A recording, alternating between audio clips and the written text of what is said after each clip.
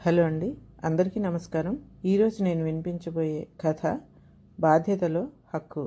కథ రచయిత్రి శ్రీ పూర్ణిమ పెమ్మరాజు గారు. నేను సునీత. Welcome to Telugu Kathalokam.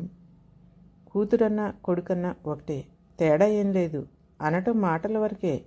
మనస్ఫూర్తిగా ఎంతమంది అలా భావిస్తారన్నది గ్యారంటీ లేదు. కృతి గొంతు విని కాఫీ పట్టుకెళ్తున్న వసంత గుమ్మం దగ్గరే ఆగిపోయింది. నువ్వైతే అలా అనుకోక్కర్లేదు. మీ ఇంట్లో నిన్ను ఎలా చూస్తారో మేము చూస్తూనే ఉన్నాంగా. మన చిన్నప్పటి నుంచి మీ తమ్ముడికి నీకు మధ్య ఏం తేడా లేదుగా. కృతి ఫ్రెండ్ రేష్మి అంది. మిగిలిన వారంతా నవ్వుతూ తలూపారు. నేను అలానే అనుకున్నా. మా ఇంట్లో మా ఇద్దరి మధ్య ఎలాంటి తేడా లేదు అనే అనుకున్నా, కానీ పెళ్ళయ్యాక తెలుస్తోంది. ఆడపిల్లంటే ఎంతైనా పరాయిదే అన్న ఫీలింగ్ మా పేరెంట్స్కి ఉందని. కొంచెం బాధగా వినిపిస్తోంది. కృతి మాటలకు స్థాణువులాగా నిలబడిపోయింది వసంత. ఏంటమ్మా ఇక్కడే ఉండిపోయారు? పనిపిల్ల యాదమ్మ పిలుపుకి తేరుకుంది వసంత. కృతి ఫ్రెండ్స్ వచ్చారు, ఇవి ఇచ్చేసే వాళ్ళకి, నాకు పని ఉంది. ట్రే యాదమ్మకి ఇచ్చి వంటింట్లోకి వెళ్ళిపోయింది. షాకింగ్గా ఉంది వసంతకి. తన చెవుల్ని తానే నమ్మలేకపోతుంది. నిజంగా కృతేనా అలా అన్నది? తను సరిగానే విన్నదా? ఏం తేడా కనిపించింది కృతికి? అలాంటి తేడా ఏది కృతికి అనిపించకూడదనే కదా పుట్టినప్పటి నుంచి తనను ప్రిన్సెస్ లాగే చూసుకుంటూ వచ్చా. అయినా ఎందుకు అలా అనిపిస్తోంది వసంతకి? తన చిన్నప్పటి గతమంతా గుర్తుకొస్తోంది. అమ్మా, నేను అక్క కూడా బస్సు ఎక్కి కాన్వెంట్కి వెళ్తాం అన్నయ్యలతో పాటు. స్కూల్ యూనిఫామ్ వేసుకుని షూస్ వేసుకుంటున్న అన్నల్ని చూసి ఆశగా అడిగింది 8 ఏళ్ల వసంత. ఆడపిల్లలను కూడా మగపిల్లలతో సమానంగా కాన్వెంట్లకు పంపాలంటే మాటలంటే తల్లి. వాళ్ళిద్దరికీ ఫీజు కట్టేసరికి మాకు దేవుళ్ళు కనపడుతున్నారు. అక్క చూడు, చక్కగా ఏం మాట్లాడకుండా వెళ్తుంది కదా గవర్నమెంట్ స్కూల్కి. అయినా చదువుకోవటానికి ఏ బడైతే ఏంటి విసుక్కుందమ్మ. అయితే అన్నలిద్దరినీ కూడా మాతో మా బడికే పంపు, చదువుకోవడానికి ఏదైతే ఏం అన్నావుగా ఉక్రోషంగా అంది వసంత. వాళ్లతో మీకు పోలికంటే వాళ్ళు మగపిల్లలు, చదువుకుని ఉద్యోగాలు చేయాలి. మీరేం చేస్తారు? ఉద్యోగాలు చేయాలా, ఊళ్ళు వెళ్ళాలా? త్వరగా అన్నాలు తిని బయలుదేరండి. లలిత, కంచాలు పెట్టు, పెద్ద కూతుర్ని పురమాయించింది వసంత వాళ్ళమ్మ. నాకు వేడన్నం కావాలి, ఈ చద్దన్నం మజ్జిగ వద్దు మొరాయించింది వసంత. దీంతో పెద్ద తలనొప్పి అయిపోతుంది. అన్నిటికీ మగపిల్లలతో పోటీ. నోరు మూసుకుని తిను, లేకపోతే మానేసేయి. నేను మీ అమ్మలాగా సాగదీస్తూ కూర్చోను. లలిత, అన్నలకి వేడన్నం పెట్టి పెరిగాయి. మీ ఇద్దరు చద్దన్నం తిని బయలుదేరండి. నాన్న మరుపుకు కిక్కురుమనకుండా కంచం దగ్గర కూర్చుంది వసంత. అప్పుడే పెళ్ళికి ఎందుకు ఒప్పుకున్నావక్క? ఇంకా చదువే పూర్తి కాకుండా నిశ్చితార్థానికి రెడీ అవుతున్న లలితను చూస్తూ అడిగింది వసంత. మంచి సంబంధం చేసుకోమన్నారుగా, ఇంకెందుకు ఇప్పుడు ఈ ఆలోచనలు నిర్లిప్తంగా అంది లలిత. చెప్పొచ్చుగా అక్క, ఎంత మంచి మార్కులు వచ్చాయి నీకు. అన్నయ్య ఇంటర్ తప్పినా మళ్ళీ నానా తంటాలు పడి ఇంజనీరింగ్లో చేర్చారు. నీకు మంచి మార్కులు వచ్చాయి, సీట్ వస్తుంది మంచి కాలేజీలో. గట్టిగా అడుగు ఆవేశంగా అంటున్న 14 ఏళ్ల వసంతను జాలిగా చూసింది లలిత. పిచ్చిదానా, అడిగి లేదనిపించుకోవడం తప్ప చిన్నప్పటి నుంచి ఏదన్నా కోరుకున్నది దొరికిందా మనకి?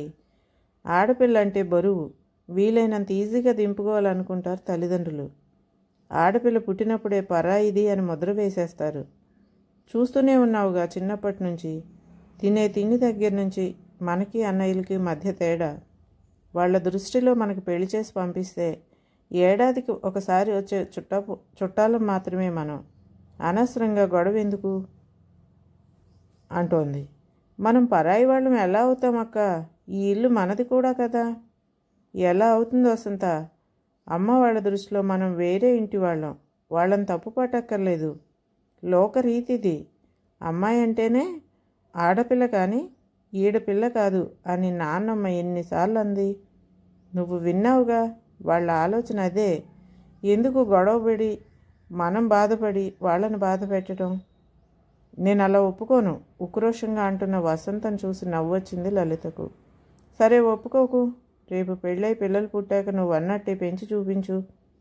సరదాగానే లలిత అన్న ఆ మాటలు ముద్రపడిపోయాయి వసంత మనసులో. నీకేదైనా గిఫ్ట్ ఇవ్వాలని ఉంది, ఏమి ఇవ్వాలో తెలియట్లేదు. అందుకే నిన్నే అడిగేస్తున్నా, నీకేమి ఇవ్వమంటావు? 9 నెలల గర్భంతో భారంగా కనిపిస్తున్న వసంతను ప్రేమగా చూస్తూ అడిగాడు రమేష్. నాకేం కావాలండి? అడగకుండా అన్నీ అమర్చే భర్త, అర్థం చేసుకునే అత్తగారిల్లు రెండూ నాకు దేవుడే ఇచ్చాడు. అయినా సడన్గా గిఫ్ట్ ఇవ్వాలనే కోరికేంటి? నవ్వుతూ అడిగింది భర్తని వసంత. నువ్వు నాకు ఎంత అమూల్యమైన గిఫ్ట్ ఇవ్వబోతున్నావో తెలుసా? నేనేమిచ్చినా దాని ముందు తక్కువే. అయినా సరే ఏదన్నా ఇవ్వాలనిపిస్తోంది. ప్లీజ్, ఏం కావాలో చెప్పవు? గడ్డం పట్టుకుని బ్రతిమలాడాడు రమేష్. అయితే నాకు మాట కావాలి, ఇస్తారా? చెప్పు, ఏం కావాలో? పుట్టేదెవరో తెలియదు కానీ అమ్మాయి పుడితే తనని ఏ రకంగానూ తక్కువగా చూడనని మాట ఇవ్వండి. తనకు అన్నిటిలోనూ అన్ని రకాలుగానూ సమాన హక్కు ఉండాలి. ఎప్పుడూ తన మీద వివక్ష చూపకూడదు. అలా అని మాట ఇవ్వండి. చేయి చాపింది వసంత. ఏంటిది వసు, అలా ఎందుకు చేస్తాం అసలు? నువ్వు ప్రత్యేకించి అడిగి మాట తీసుకోవాలా? మనకు అమ్మాయి పుడితే అంతకన్నా కావాల్సిందేముంది? మేము ముగ్గురు మగపిల్లలమే. అన్నయ్యలిద్దరికీ మళ్ళీ మగపిల్లలే. చిరాకెత్తిపోయి ఉన్నాం. మనకు అమ్మాయి పుడితే తనే ప్రిన్సెస్ ఆఫ్ ది హౌస్. తనకే ఫస్ట్ హక్కులన్నీ. ఇందులో మాట తీసుకునేంత ఏముంది? నవ్వొచ్చింది రమేష్కి. మీకు తెలీదు మా ఇంట్లో ఎలా ఉండేదో. నేను అక్క ఎలాంటి సిచ్యుయేషన్స్ ఫేస్ చేశామో. పుట్టింటి విషయాలు బయట పెట్టుకోవటం ఇష్టం లేక నేను ఎప్పుడూ చెప్పలేదు. మా ఇంట్లో మా హోదా ఎప్పుడు సెకండ్ క్లాస్ సిటిజన్స్. మగపిల్లలకు కాన్వెంట్ చదువులు, హై లెవెల్ కోచింగులు. ఆడపిల్లలకు అత్యవసర చదువులు. వాళ్లకు ప్రతి పండుగకి బట్టలు, మాకు ఏడాదికి 3 జతలు. నా ఈ డిగ్రీ పూర్తి చేయటానికి ఇంట్లో 3వ ప్రపంచ యుద్ధం చేయాల్సి వచ్చిందంటే నమ్ముతారా మీరు? ఒకవేళ మా అమ్మ నాన్న కాస్త మెత్తబడ్డా మా నాన్నమ్మ అస్సలు ఊరుకునేది కాదు. ఆడపిల్లంటే అక్కర్లేని ఖర్చుగా ఫీల్ అయ్యేది. అంతెందుకు, మొన్న ఈ మధ్యనే మా ఇల్లు అమ్మారు. మా ఇద్దరికి ఒక్క మాట కూడా చెప్పలేదు. నాకు అక్కకి ఎంత బాధ అనిపించిందో చెప్పలేదేమని అడిగితే, మా ఇల్లు మా ఇష్టం, మీకు పెళ్లి చేసి పంపేశాం, మీకేం హక్కు లేదు అన్నాడు అన్నయ్య. ఆస్తిలో హక్కు కోసం కాదు అడిగింది మేము పుట్టి పెరిగిన ఇల్లు. అటాచ్మెంట్ అంటూ మాకు ఉంటుంది కదా. ఒకసారి చూసుకునేవారం కదా. పెళ్ళైనంత మాత్రాన మీకేం సంబంధం లేదు అన్నట్టు అంటే ఎంత కష్టంగా ఉంటుంది? గాఢంగా శ్వాస తీసుకుంది వసంత. అందుకే అడుగుతున్నా, మన పిల్లలు ఎవరన్నా కానీ అందరినీ ఒకేలా చూడాలి. సమాన హక్కు ఉండాలి. సమానంగా ప్రేమించాలి. ఇదే నాకు ఇచ్చే గిఫ్ట్. ఇస్తారు కదూ? చేయి జాపింది. సమానం కాదు, నేనైతే అమ్మాయికి ఫస్ట్ ప్రిఫరెన్స్, అబ్బాయి అయితే సెకండ్ క్లాస్ సిటిజన్. గట్టిగా నవ్వుతున్న రమేష్ని చిరుకోపంగా చూసింది వసంత. సారీ, కోపం తెచ్చుకోకు. సరే, మాట ఇస్తున్నాను చూడు. మన ప్రేమ కానీ, మన ఆస్తి కానీ మన పిల్లలందరికీ సమానం. వాటి మీద హక్కు సమానం. ఎక్కడ ఎలాంటి తారతమ్యం మనం చూపించం. సరేనా? చేతిలో చెయ్యేసి దృఢంగా చెప్పాడు రమేష్. అనుకున్నట్టే అందరి కోరిక తీరుస్తూ పుట్టిన అమ్మాయిని చూసి పొంగిపోయాడు రమేష్. అతని కుటుంబం కూడా 2 తరాల నుంచి ఇంట్లో అమ్మాయి లేకపోవడంతో అందరికీ ముద్దే కృతి అంటే. కృతి పుట్టిన 2 ఏండ్లకు అర్జున్ పుట్టాడు. కానీ కృతికి గారాబం ఏమాత్రం తగ్గలేదు. రమేష్ ముందన్నట్టుగానే కూతురు తర్వాతే ఎవరైనా. ప్రిన్సెస్లానే చూసుకున్నాడు. తను ఏం చదువుకుంటానంటే అదే, ఎక్కడ చదువుతానంటే అక్కడే చదివించారు. ఎన్ని మంచి సంబంధాలు వచ్చినా కూడా తన చదువు పూర్తయి పెళ్లికి తన గ్రీన్ సిగ్నల్ ఇచ్చాకే తనకు నచ్చిన అబ్బాయిని ఇచ్చి పెళ్లి చేశారు. తమ తదనంతరం ఆస్తుపాస్తులన్నీ 2 పిల్లలకు సమానంగా రాసి రిజిస్టర్ కూడా చేశాడు రమేష్. ఇప్పటి నుంచే ఎందుకు ఆ వీలునామా అని అందరూ అంటున్నా కూడా పట్టించుకోలేదు. తను నిర్లక్ష్యం చేయబడ్డానని కూతురు అనుకోకూడదనే ఇంతలా కష్టపడ్డారు. అయినా కృతికి అలా అనిపిస్తోందంటే ఎక్కడ జరిగింది తప్పు? రమేష్ వింటే అసలు తట్టుకోగలడా? కూతురు అలా ఫీల్ అవుతోందంటే తలనొప్పి వచ్చేసి రూమ్లోకి వెళ్ళి తలుపేసుకుని పడుకుండిపోయింది వసంత. అమ్మా అంటూ కృతి పిలుపుకి లేచింది. ఈ టైంలో పడుకున్నావేంటి? ఏం లేదు, తలనొప్పిగా ఉందని పడుకున్నాను. నిద్ర పట్టేసినట్టుంది. ఇందాకటి వరకు బాగానే ఉన్నావుగా, ఇందులో ఏమైంది? ఏమో తెలీదు, వచ్చింది తలనొప్పి అంతే, కొంచెం ముక్తసరిగా అంది వసంత. నేను అన్న మాటలు విన్నావు కదా, డిస్టర్బ్ అయ్యావని చెప్పొచ్చుగా. అవును, నేనేం చెప్తున్నానో పూర్తిగా వినాలిగా, మధ్యలోనే వెళ్ళిపోయావే నవ్వుతూ అంటున్న కృతిని చూసి కోపం వచ్చేసింది వసంతకు. నేను వినాలనే మాట్లాడావా ఆ మాటలని? ఎందుకు? ఎప్పుడైనా నీకేదైనా తక్కువ చేశామా? ఇందాకటి నుంచి ఎంత ఆలోచించినా నాకు గుర్తు రావట్లేదు మా తప్పేంటో. మీ ఇద్దరికి ఏదన్నా సమానంగా ఇవ్వాలనే మా తపన అలా ఇచ్చామనే అనుకున్నాం. అయినా నీకేదో తక్కువైనట్లు అనిపిస్తోందని తెలిసాక నాకు తట్టుకోవటం కష్టంగానే ఉంది, బాధగా అంది వసంత. నాకు తక్కువ చేశారని నేను అన్నానా అమ్మా? నిజానికి ఇద్దరిలోకి నాకే ఎక్కువ చేశారు మీరు. ఏ డిమాండ్ అయినా చిన్నప్పటి నుంచి ముందు నాదే తీర్చారుగా, ఎలా అంటానలా? మరి నువ్వు అన్నదేమిటి? పెళ్ళయ్యాక తెలుస్తోంది ఇద్దరం సమానం కాదని, నిన్ను పరాయి పిల్లగా అనుకుంటున్నామని అనేగా. ఎందుకు అలా అనిపించింది? నీ పెళ్ళైన ఈ 10 ఏళ్లలో ఇప్పటికీ ఏ పండగైనా ఫంక్షన్ అయినా ముందు నీకు చెప్పాకే కదా తమ్ముడికి ఫోన్ చేసి చెప్తాను. ఈ ఇల్లు, మా మిగిలిన ఆస్తులు అన్నీ మీ ఇద్దరికీ సమానంగా రాసేసాం. ఎక్కడ నీ హక్కుకి భంగం కలుగుతుందో అని నీకన్నా కూడా ఎక్కువగా నేను మీ నాన్నే ఆలోచిస్తాం. చెప్పుకుపోతున్న వసంత చేయి పట్టుకుని ఆపింది కృతి. అవునమ్మా, నాకు అన్నిట్లో సమాన హక్కు ఇచ్చారు, మరి బాధ్యతలో హక్కు ఎందుకు ఇవ్వట్లేదు? సూటిగా అడిగింది కృతి. బాధ్యతలో హక్కు ఏంటే నాకు అర్థం కావటం లేదు. అన్ని రకాలుగా కొడుకు కూతురు సమానం అని మీరు అనుకున్నప్పుడు మీకు ఏదన్నా అవసరం వస్తే నన్ను ఎందుకు పక్కకు పెడుతున్నారు? ఇది ఎప్పటి నుంచో అడగాలనుకుంటున్నా కానీ మీరు బాధపడుతున్నారని అడగలేకపోయా. కానీ నాకు ఇది కరెక్ట్గా అనిపించట్లేదమ్మా. అందుకే నువ్వు అక్కడ ఉన్నావని చూశాకే ఇలా అయినా నా మనసులో ఉన్నది తెలియపరుద్దామని అలా మాట్లాడా.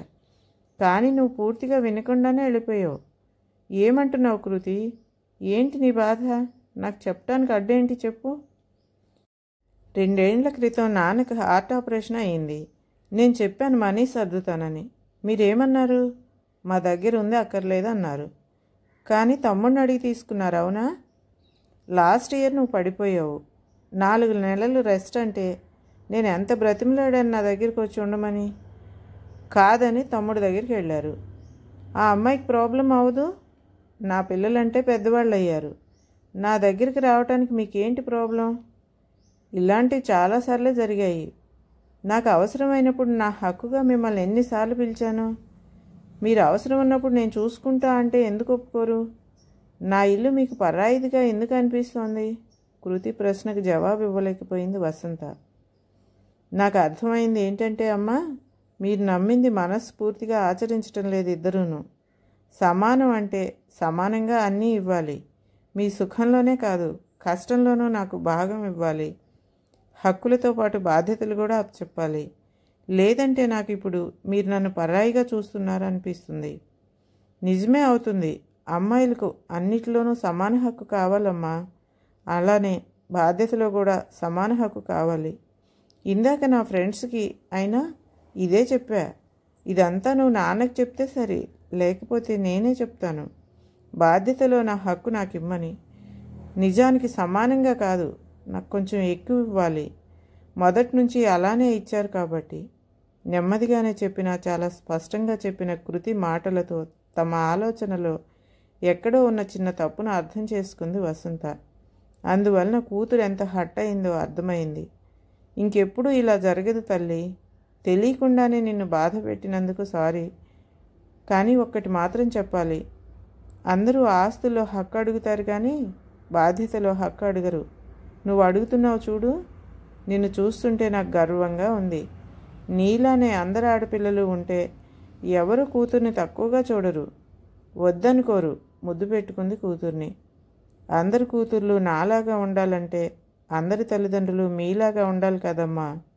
నవ్వుతూ ప్రేమగా తల్లిని కౌగిలించుకుంది కృతి. కథ సమాప్తం.